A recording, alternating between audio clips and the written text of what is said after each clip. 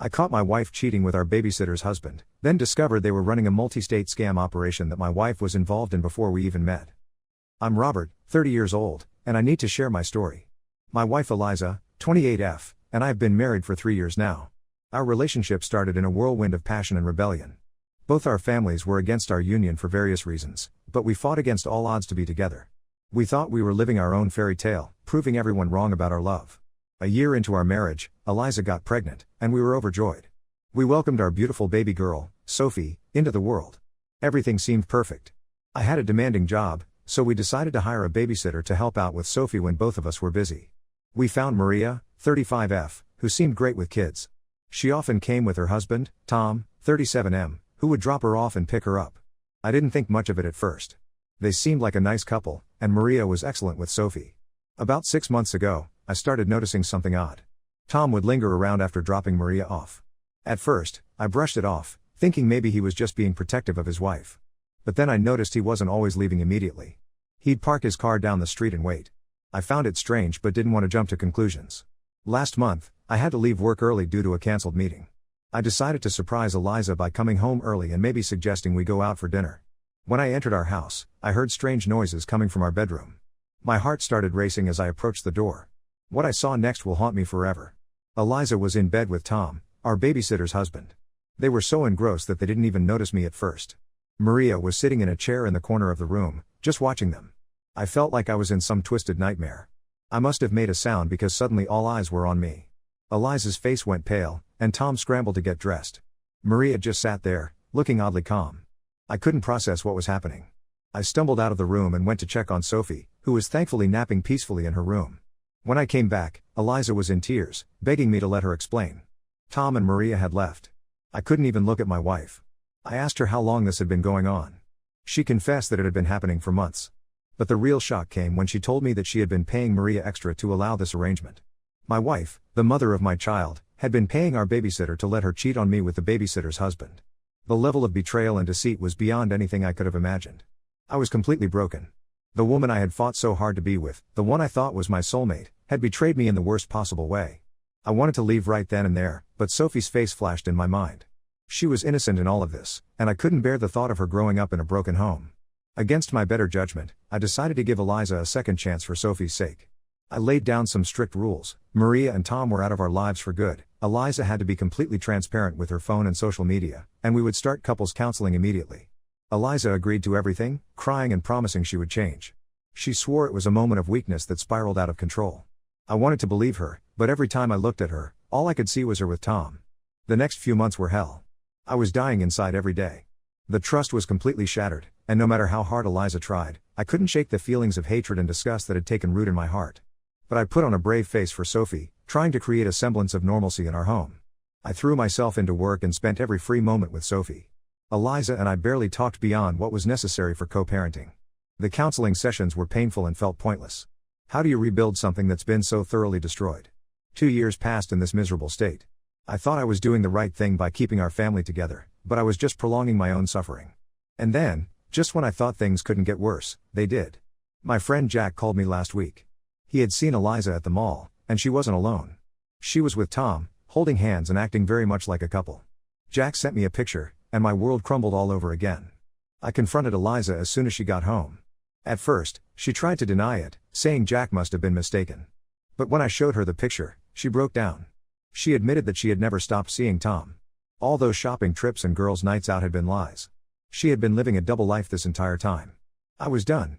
No more second chances, no more sacrificing my happiness for a failed marriage. I told Eliza to pack her bags and leave. She begged and pleaded, saying she would change for real this time, but I was beyond caring. I had given her 2 years of my life that I could never get back.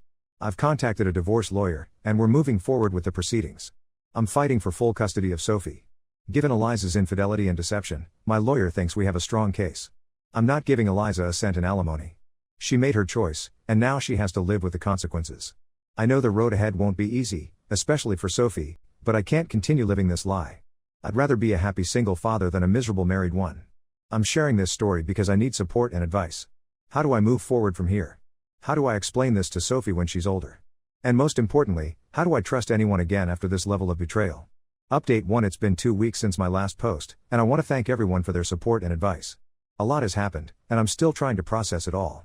First, the divorce proceedings are moving forward. My lawyer is confident about our case for full custody of Sophie. Eliza has moved out and is staying with her parents. They've been calling nonstop, trying to convince me to give her another chance, but I'm standing firm. Now, here's where things take an unexpected turn. Remember Maria, our ex-babysitter? Well, she reached out to me last week, asking to meet. I was hesitant at first, but she insisted it was important. We met at a coffee shop, and what she told me turned my world upside down once again. Maria confessed that she and Tom had been working together to scam couples for years. They would find couples where one partner was vulnerable or unhappy, and Tom would seduce them. Maria would then use this as blackmail material to extort money from the cheating partner. In our case, Eliza had fallen for their trap hook, line, and sinker. I was stunned. Maria showed me evidence, text messages, bank transfers, even some videos, which I refused to watch. She said she was coming clean because she couldn't live with the guilt anymore. Apparently, our case had affected her more than the others because of Sophie.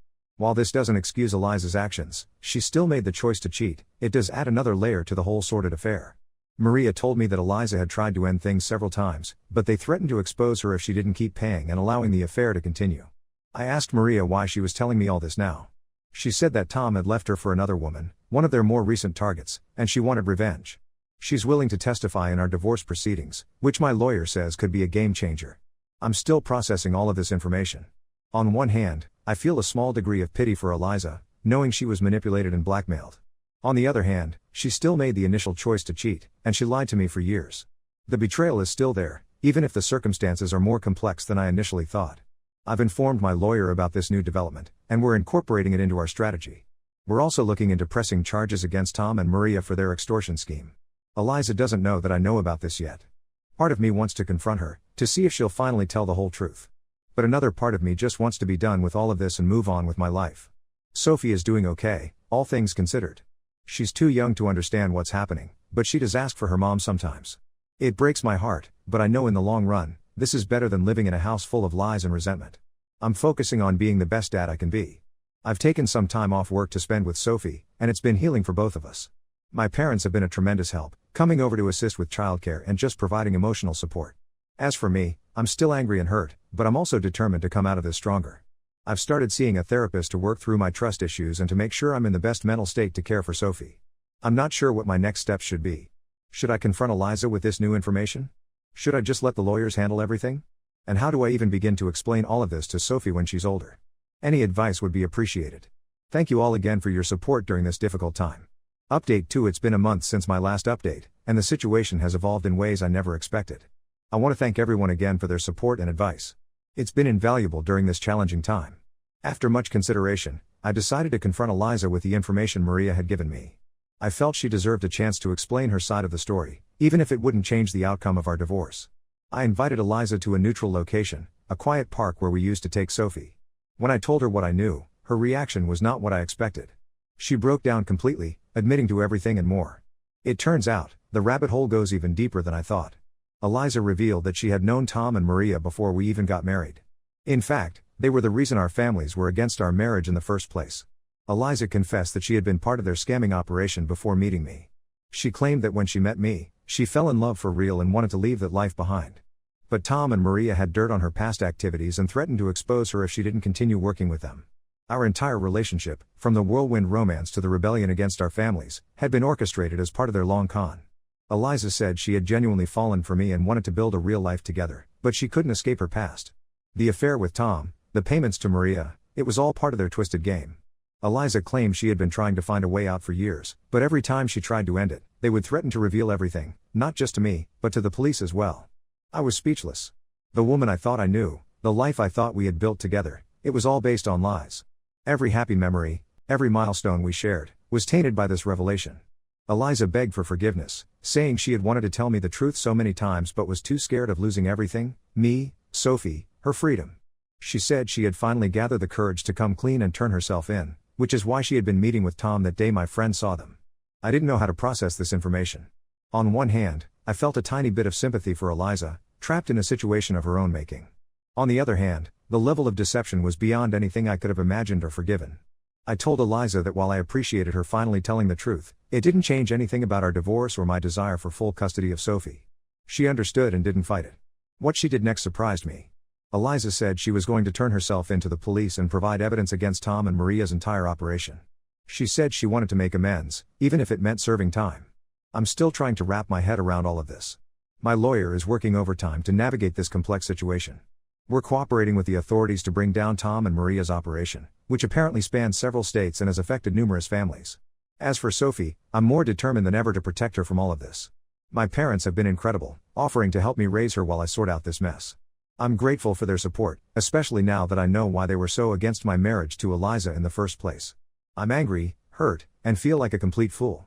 But I'm also relieved in a way. At least now I know the whole truth, as ugly as it is.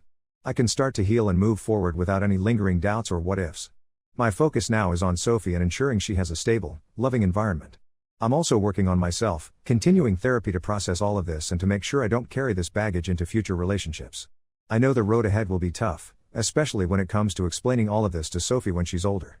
But I'm committed to being honest with her, in an age-appropriate way, and showing her that it's possible to overcome even the most difficult challenges. Thank you all for listening and for your continued support.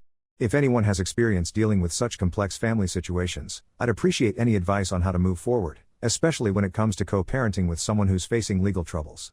Update 3: It's been 6 months since my last update, and I wanted to share how things have progressed. A lot has changed, and while it hasn't been easy, I finally feel like I'm on a path towards healing and a better future. First, the legal matters. Eliza followed through on her word and turned herself into the authorities. She provided extensive evidence against Tom and Maria's operation, which led to their arrest and the uncovering of a multi-state fraud ring.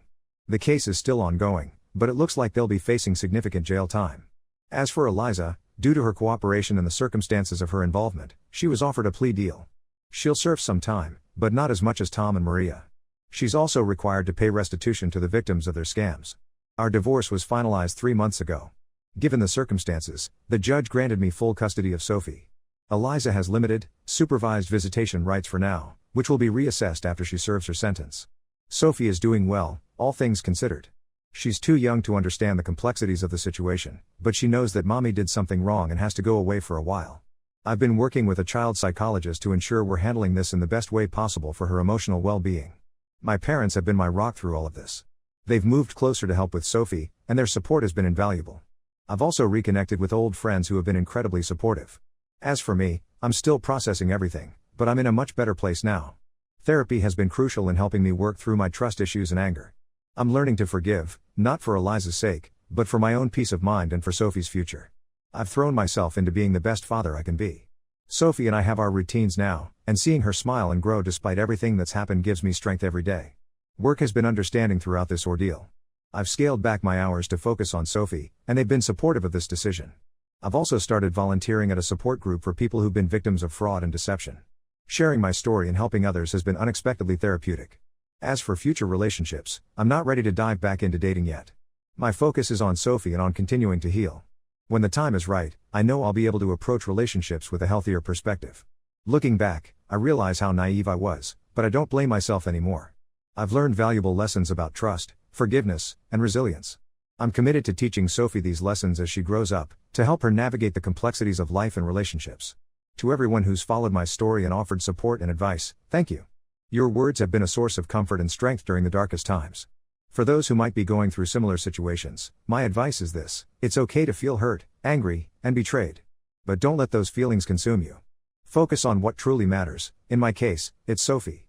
And remember, it's possible to rebuild and find happiness again, even after the most earth